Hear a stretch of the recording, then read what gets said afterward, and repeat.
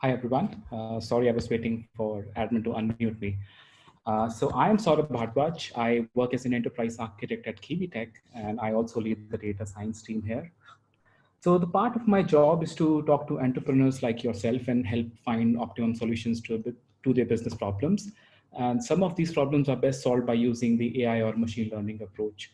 So today I'm going to talk to you about what machine learning is, how it works, how can it help you, and maybe look at some of the problems we solve for some of our clients. So let me just start by sharing my screen.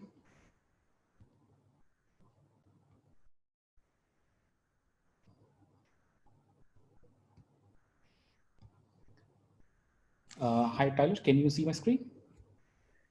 Yeah, you're all set. Right. So let's start with what is machine learning? It is the science of training machines to learn from the experiences and make predictions based on them. And this is actually very similar to the approach which mimics humans, just like we learn from our experiences and we use them to make predictions. For machines, these quote unquote experiences are the data which we may have collected over time or gathered from different sources. And in the next slide, we're going to look at the history of artificial intelligence. So artificial intelligence is actually a much older technology than you would imagine. It started way back in 1950s, and when it started, it actually stirred quite a lot of excitement. However, most of it was restricted to theory as the hardware and computing resources were severely limited back then. But over the years, this has changed as the breakthroughs in hardware were made and cloud computing grew popular. Companies like Twitter, Facebook, and Netflix started using AI. And the last decade saw some significant advancements in deep learning, and problems like natural language understanding and pattern recognition are now easily solvable thanks to deep learning. So what is the reason for the popularity in the last decade, you may ask? Well, there are several. One, we are now generating and collecting a huge amount of data. Currently, it is estimated to be around 40 trillion gigabytes. Uh, and next, we have cloud computing, which is now cheaper and more scalable than ever. And data science is also now attracting a lot of talent, which means that there is a lot of active research being done around the world. Uh, and also we have a large number of IoT devices, which are only going to grow in future. And having cheaper storage options also helps. And we have a lot of cheaper storage options these days. And last but not the least, all the research being done is leading to development of open source tools, frameworks, and libraries which are readily available for commercial use.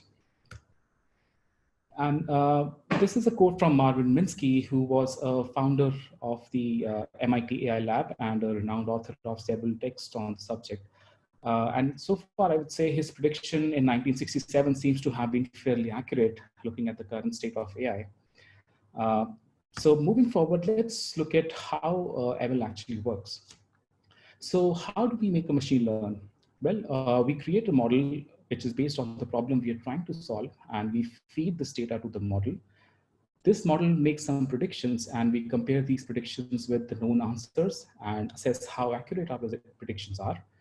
Once we are satisfied, we deploy this model. And as we deploy a model in production, we keep on collecting this new data. This data can be further used to retrain and retune our models, and the process is repeated, as long as we like. Uh, Even after training with sufficient amount of data and having the right model, we may still get low accuracy of results.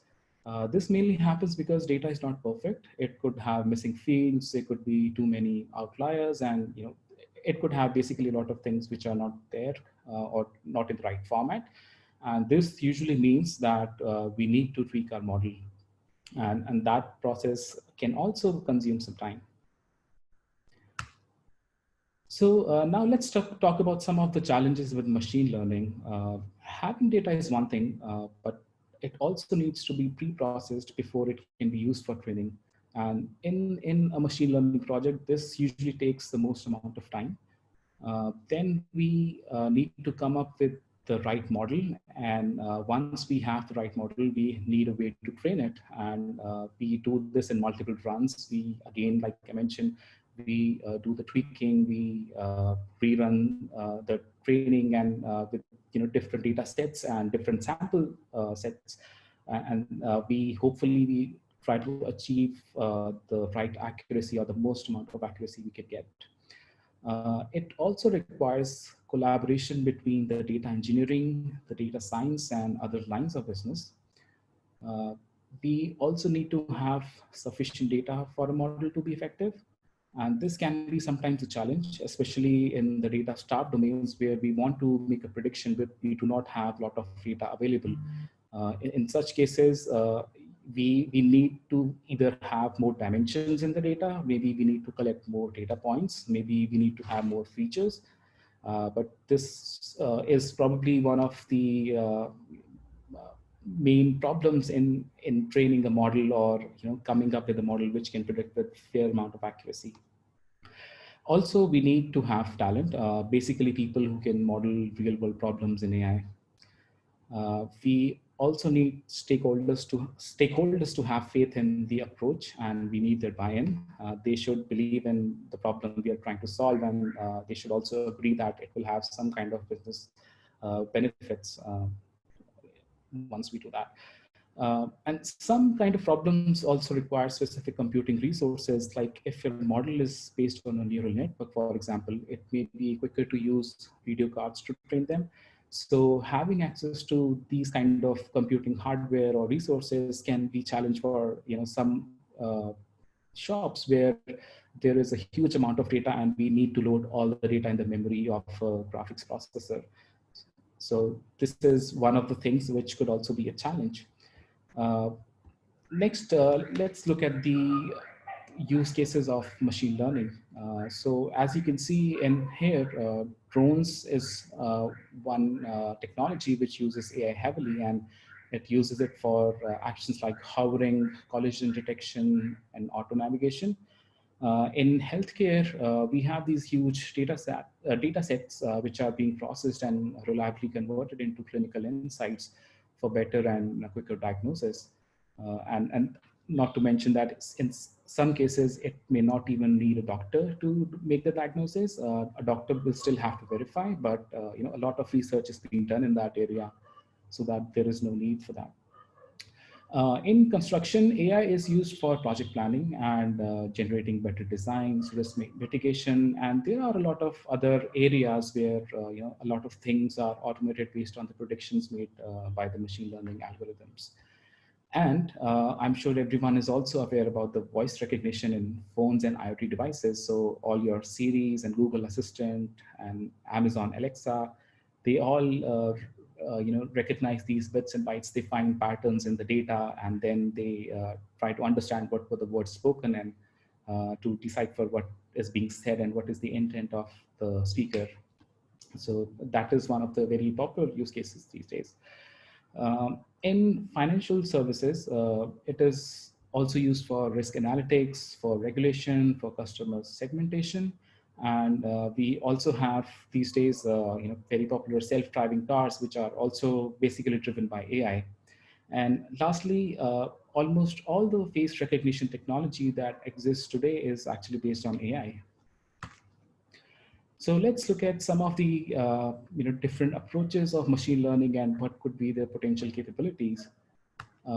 First, we have what we call is unsupervised learning. In unsupervised learning, the system basically keeps on learning from the new data it gets in production, and it kind of automatically improves itself. It self-mutates, and it keeps on learning better.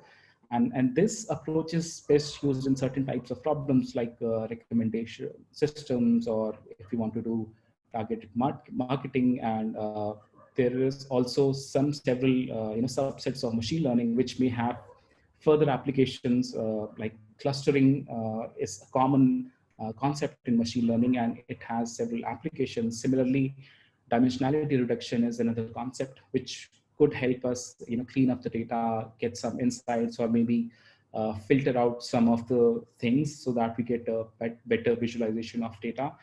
It could also be it could also be used to reduce things like 3D scans to 2D projections, and then using them for the pattern recognition and other things like that. Uh, then we have the supervised learning, and this is probably one of the most popular approaches to machine learning. And this basically requires us to train the model manually. And with every new batch of data which we receive, the model needs to be trained and updated. And examples of this could be, say, fraud detection and image recognition, or object recognition in images and JPEGs and so on. And then we have the reinforcement learning, which is very popular with the game AI, engines and robot navigations, or even actually traffic light systems these days.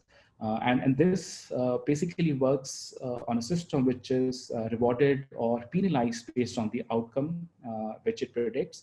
And the best solution is based on the maximum reward it gets. And this, like I said, it's very useful in advanced fields where we have things like robotic navigation, and even Roomba vacuum cleaner, which was launched back in 2002, kind of use the same kind of learning.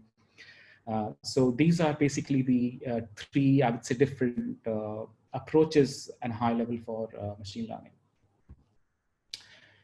Now, let's move forward and look at some of our learnings and some of the things we did for our clients. I wouldn't be able to go into much detail, but I can definitely talk on a high level as to what we did and what was the intent and what we achieved. So we had a customer whose product was to have a site like Indeed or job platform site where we had where recruiters would post these positions or job opportunities. And for every recruiter, it can be very hard to manually go through all the resumes and find what are the best matches. So what we did was to ease this process. We trained the system in order using natural language processing and classification to find the best matches for the job openings. And for the domain we trained in, we achieved close to 92% accuracy by using a set of approximately 5,000 resumes. So it could be a case of overfitting, but I think for the amount of data we and combining two different technologies of machine learning and collating them together, we actually had very impressive results in our case. The next product is about the models and agents who are looking for certain kind of events, and they want different model, or sometimes some model is cancelled and we want to find a replacement, and it could be very hard if agent has something particular in mind. So what we did was we used a third-party API of one of our partners, and we modeled a system which would identify the similar models, and that would automatically recommend that if there is a requirement or a cancellation, what would be the next best match for that. And also in the same project, we also built a system where there is a chatbot, and all the communication between the agent and the models, it would be fed to a system, and the chatbot would try to recognize what is the intent, and if possible, if they have a solution, it would automatically provide that solution. For example, if a model says that I want to cancel this, or agent says that this job has changed or the location has changed to this, so the chatbot would automatically update that within the system. And this actually helped us reduce the cost of development because we were using existing API, and we only had to kind of train the model for a specific need. And it also saved a lot of time for the actors and casting agents who who are trying to communicate and who are able to get things done much quickly without any human intervention. The last one I have, it's actually one of my personal favorites. And in this project, we trained a neural network to learn from the magnitude of shift in the phase of the wavelength of reflected light. And this enabled us to determine actually the chemical composition, which with 99.9% accuracy. And all of this is done just by pointing a laser at a chemical compound and comparing the shifts based on predetermined values. And we were surprised actually ourselves to see 99.9% accuracy, which is pretty good for the for the amount of data we had. And let's look at the key takeaways. I would want to mention to all everyone that ML is a lot of science. It involves maths, probability, statistics, algebra, algorithms, coding, and tools. However, art plays a significant role in making ML programs work. The art of understanding business problems, the context, correlating insights, and storytelling, they are all important. Next, domain knowledge is a critical factor for the successful machine learning program.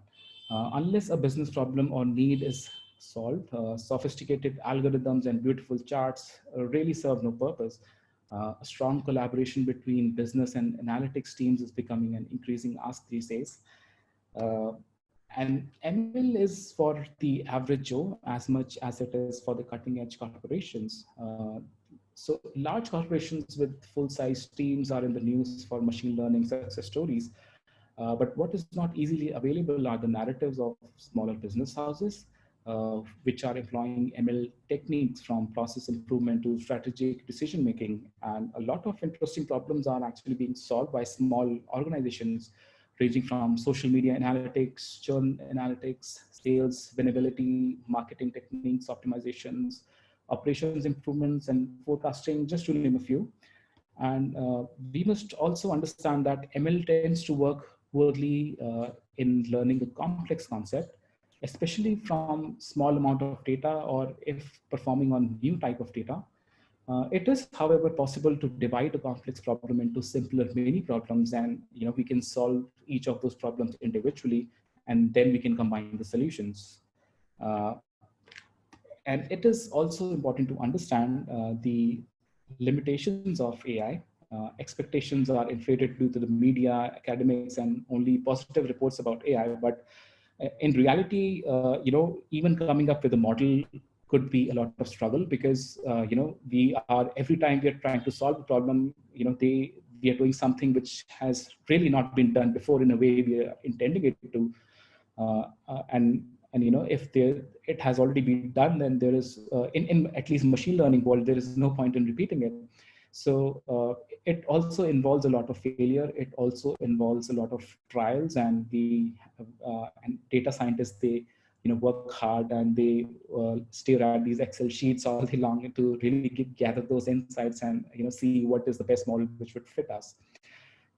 And the real power of machine learning is humans and how we will use it. So it could be used, of course, for a wide variety of purposes, but we also need to be, show that we should not be thinking about applying machine learning to each and every problem we see. I mean, there are some problems where we have seen that, probably having the straight algorithmic approach would probably be a better idea than using machine learning due to various reasons. And last but not the least, it takes some work to get everything right. So you should not expect AI/ML project to work in the first time.